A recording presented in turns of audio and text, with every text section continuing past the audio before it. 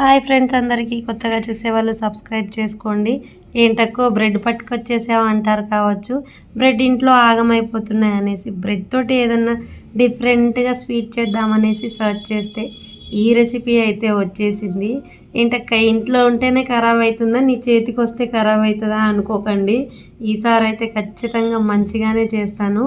నేనైతే 1/2 లీటర్ పాలు తీసుకున్నాను. అందులో 1 కప్పు షుగర్ అన్నా వేసుకోవచ్చు. నేను చలికాలం కదా, పిల్లలకు సర్ది అవుతుంది అనేసి కొంచెం తక్కువ షుగరే వేసుకున్నాను.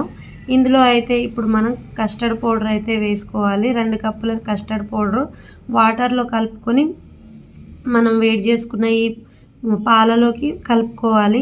పాలు నెరి చిక్కగా కాకుండా మరీ పలుచగా కాకుండా అయితే చేసుకోవాలి. అంటే మీడియంలో, మరీ చిక్కగా అయిపోతే ఐస్ క్రీమ్ లాగా అయిపోతుంది. ఇంకా ఇందులో అయితే ఇట్లా వాటర్ ఉండలు లేకుండా కలుపుకొని దాంట్లో అయితే పోసుకోవాలి. నేనైతే ఫస్ట్ టైం ట్రై చేసినా కానీ మంచి టేస్ట్ అన్నది అనిపించింది నాకైతే. నేను చేసిన దాంట్లో పర్ఫెక్ట్ స్వీట్ అంటే ఇదే అనిపించింది. ఇంకా మా వాళ్ళు కూడా చాలా మంచిగా తిన్నారు, వాళ్ళకి మంచిగా నచ్చింది.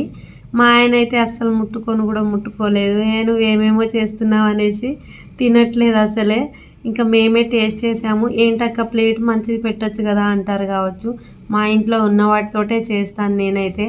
ఏదో ఆడంబరానికి పోయి ఉన్నాయి లేని అన్నీ తెచ్చుకొని ఇంట్లో ఎందుకు పెట్టుకోవాలి, ఉన్న వాటితోటే డెకరేషన్ అయితే చేసేసిన ఇట్లా ఈ ప్లేట్లోనే. ఒక బాక్స్ లాగా అయితే మంచిగా లుక్ ఉండు కానీ ఇట్లా ప్లేట్లో అయితే పెట్టాను. పైనుండి మనం బ్రెడ్ మిక్సీ పట్టుకొని ఇట్లా పైనుండి తురుముకోవాలి. నేనైతే దీన్ని ఫ్రిడ్జ్లో ఒక 1 అవర్ అయితే ఉంచాను. టేస్ట్ అయితే వేరే లెవెల్ ఉంది. నిజంగా చెప్తున్నా, టేస్ట్ అయితే చాలా బాగుంది.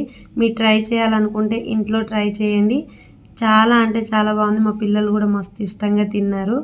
మీరు కూడా ట్రై చేయాలి అనుకుంటున్నారా? ఎందుకు లేటు, ట్రై చేసేయండి. సూపర్ అయితే ఉంది. ఈ వీడియో నచ్చితే మాత్రం సబ్స్క్రైబ్ చేసి లాస్ట్లో వెళ్ళేటప్పుడు ఒక లైక్ ఇచ్చుకోండి ఫ్రెండ్స్.